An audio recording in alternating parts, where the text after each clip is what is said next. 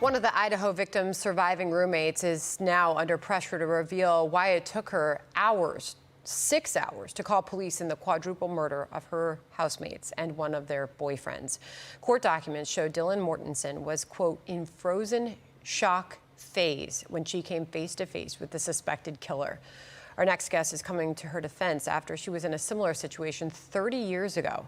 Alana Zabel was a student at University of Buffalo when somebody broke in and attacked her roommate. She initially heard heavy breathing next door, but did not check in until hours later when she says she found her roommate unconscious. Alana joins us now. Alana, thank you very much for sharing your very difficult story for everyone. As pressure seems to be growing on this roommate to explain those 6 hours and why she didn't call police for coming face to face with this killer, what appears to be a door opening multiple times while these killings took place.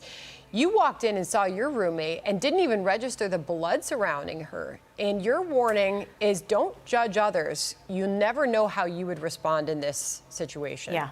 Your story. Yeah, the mind is a powerful thing. And when you live with 5 other people and it's a very party aspect, college life, where it could be a fraternity prank or there are multiple people moving through the house at all times, you always want to assume that it's not going to be the worst case scenario. There's got to be another reason.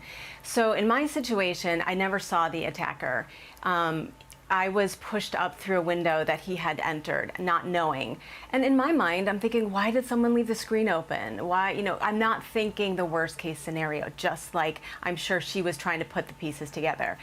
And ultimately, the next morning, my other housemate, when she came home, had smelled vomit and thought there was something wrong. We went in to check, and I saw no blood, a lot of liquid. So I assumed that she had choked on her vomit and was unconscious. And it wasn't until the paramedics came and I was walking behind the paramedic in the hallway that he stopped and stepped backwards, like, oh my God, look at all of this blood. And as soon as he said blood, like that, the room was filled. The mattress was 3/4 soaked in blood. She was covered in blood. I didn't see it beforehand. When you are in that heightened state of fear and survival, your mind will do what it has to do to protect you. Wow.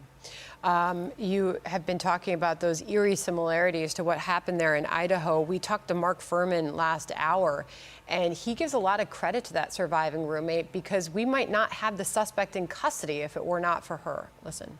Absolutely.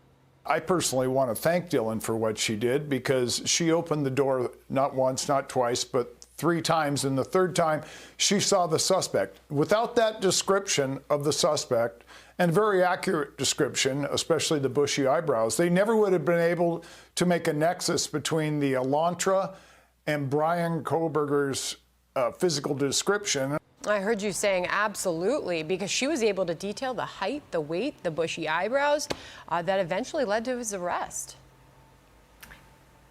Yeah, I really hope that the media can just back off a little bit from Dylan and allow her to heal, because it's going to be a long process.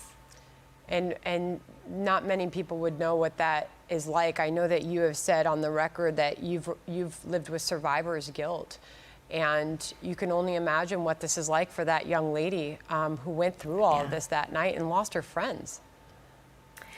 Yeah, I think I ran from it. This was a different age, 30 years ago. And, no one asks if you're okay. No one asks, if you want therapy.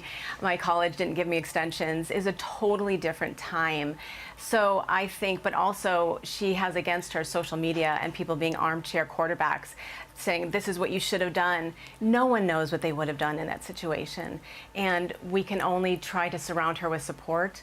And hopefully she is both professional and with loving family and friends to help her get through this, because it's not going to be a quick healing. This will be with her the rest of her life. Well, you went through a lot as a young college student, Alana. Thank you for sharing your story as we continue to watch all of this that happened out of Idaho. Just absolutely tragic for these college students. Thank you very much.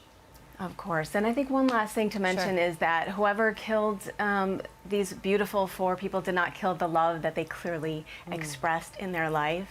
So he failed, and he's not an intelligent person. He's just an insecure person who needs help himself. And hopefully the justice system will take care of that. Thank you very much for coming on. Thank you for sharing your message. Hey, Sean Hannity here. Hey, click here to subscribe to Fox News YouTube page and catch our hottest interviews and most compelling analysis. You will not get it anywhere else.